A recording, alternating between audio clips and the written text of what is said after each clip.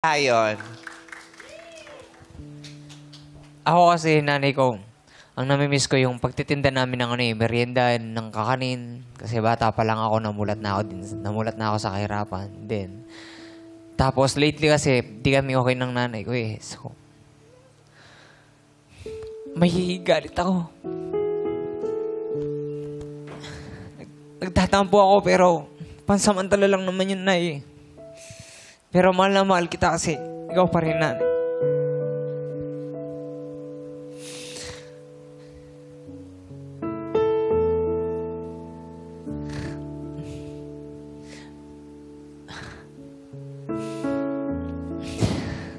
Nay, sorry kung nagkakalit ako sa'yo minsan.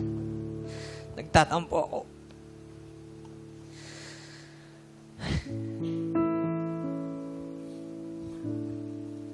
I'm sure narinig ka ni Nanay kasi nasa Japan si Nanay Seni ngayon. Yes. Oo. Si Nanay Seni kasi parang baby ni Ayon. Parang nabaliktad.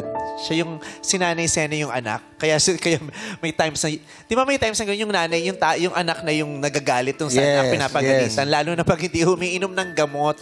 Pareho kayo ng story ni Ayon. Kasi yan ay kinakagalit niya lagi, yung pag hindi umiinom ng gamot si Nanay Seni. Pero yung tampuhan nila, ano yun? It's all coming from love.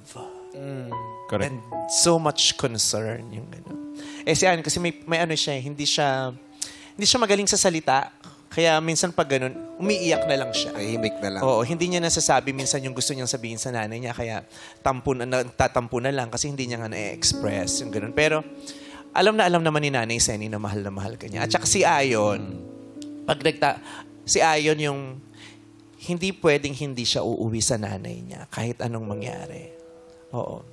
Seni will always be Ayon's real queen. Diba? Nice din yan, Don. Ito yung story na yun. Napaka-powerful nun. Yes. Nice yan, Don. We love you, Mami Seni.